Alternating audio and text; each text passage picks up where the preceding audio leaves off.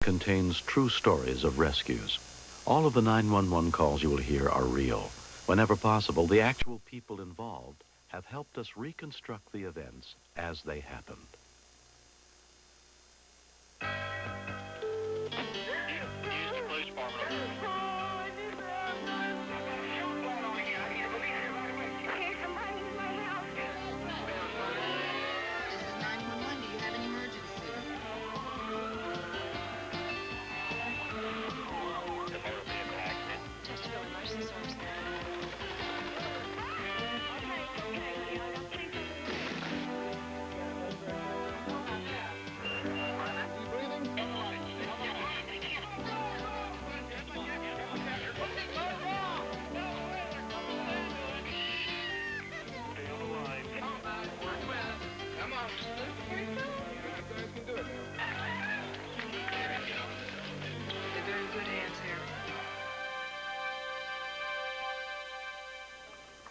Emergency.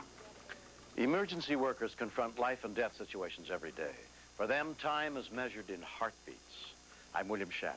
Tonight on Rescue 911, true stories of courage under fire and caring people who are there when we need them most.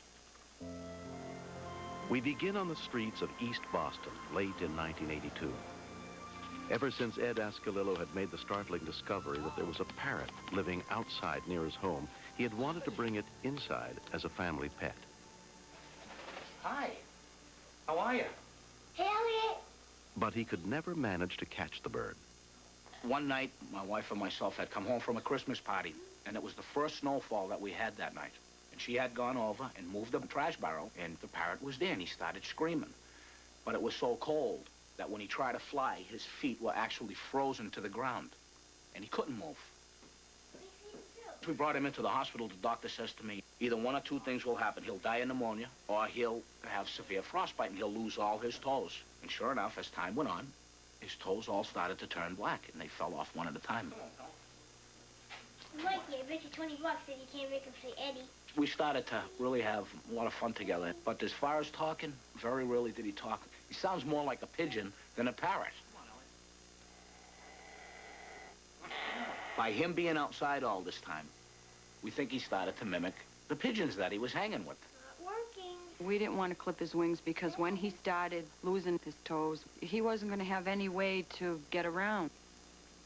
So we had a spare room, and we let him stay in there, and he used to fly around, and he managed. We didn't push ourselves on him because of what he's been through and everything, but you could tell that he was happy. On September 23rd, 1983, a major gas leak in East Boston changed everything. It turned out to be the busiest night in the history of the Boston Fire Department, with well over 460 some odd runs in just a 5-hour period.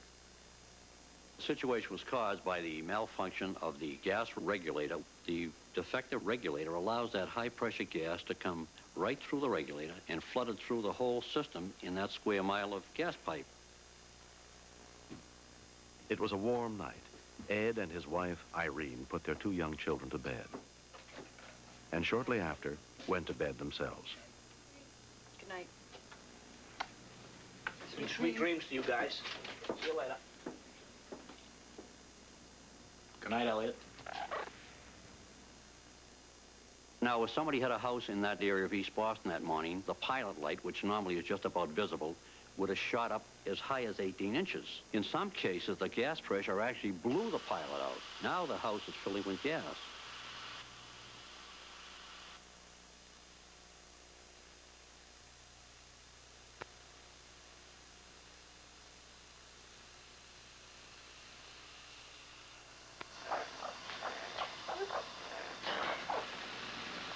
If you didn't have a pilot light, the gas overtakes the oxygen, and now you're breathing straight gas.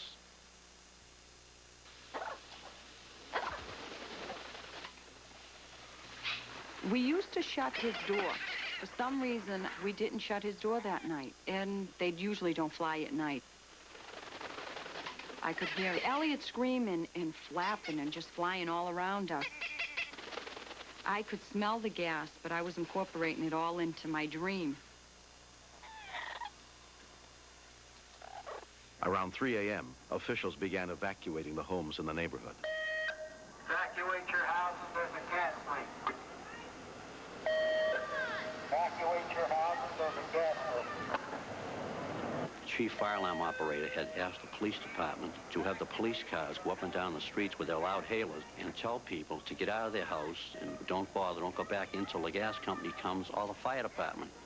The number of incidents were fantastic. We had 3 major fires, all going at the same time, plus an additional at least 50 small flare-ups of fires.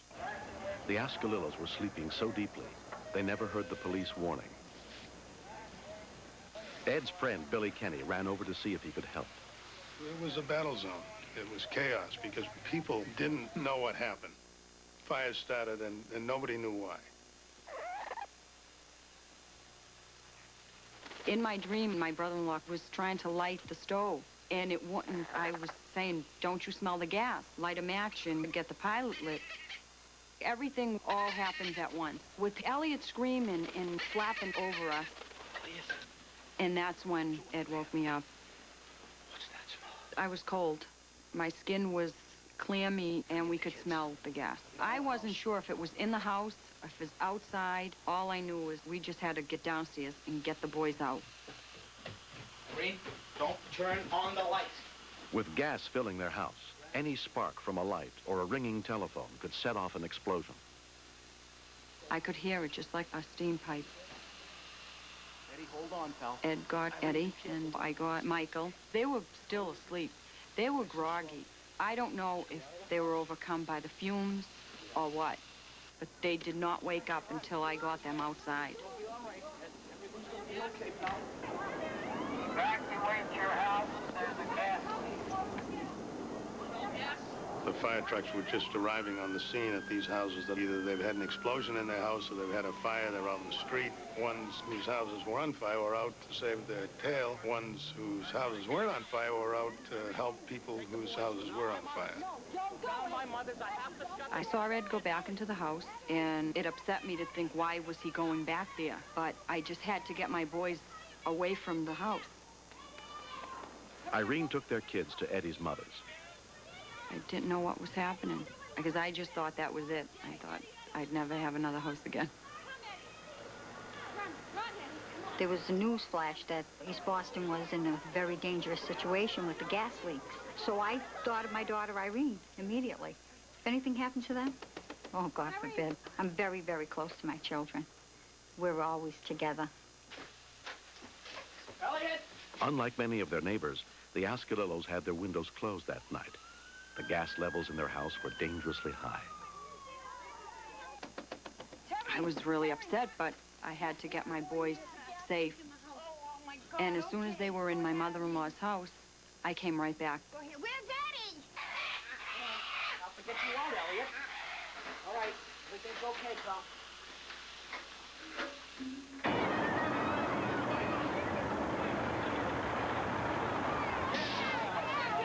Take Elliot, please. Bring him over to my mother's house. I still have to shut the gas. Daddy, get out of the house! We were greatly concerned that somebody would come into a pent-up building, especially one that had no pilot light where the gas wasn't being burnt up and used, that somebody would come in, throw a light switch, and hit some residual gas that would be in the building. And it would have been disastrous. I was screaming for him to get out. He just wouldn't get out, and I could still hear the gas. So I ran around the corner, and I grabbed a fireman. Ed could not seem to turn off the gas main.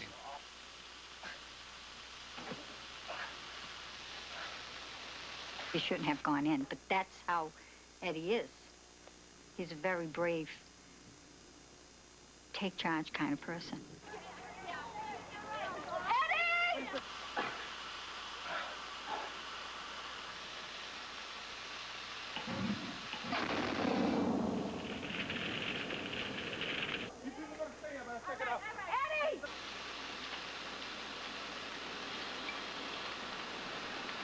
I was always one who thought about having fire extinguishers and smoke alarms in the house. I don't know where I got the strength. I had gone back over to the pipe, and I grabbed a hold of the pipe. I found the gas main, and I shut it. And there was no more gas in the house. Eddie! And it really never dawned on me until afterwards. I says to myself, you know, if this was 20 minutes earlier, or we were not wakened by Elliot, then we'd all been history. I would expect Eddie to do what he did. Get the kids out and Irene and try to save his house. He's wonderful. And I just thank God for the bird because he saved everybody's life.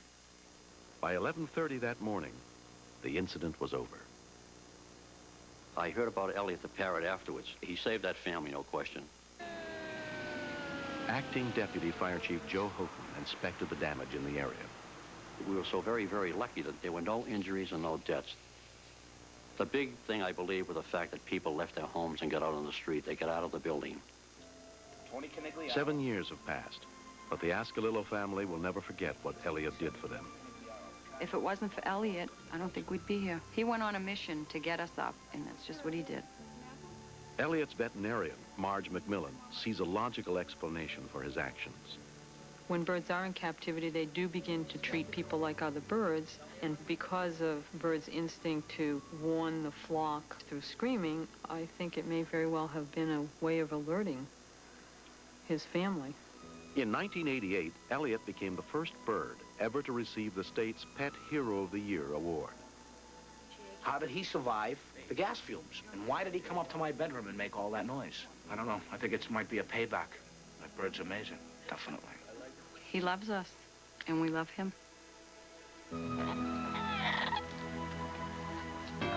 Next,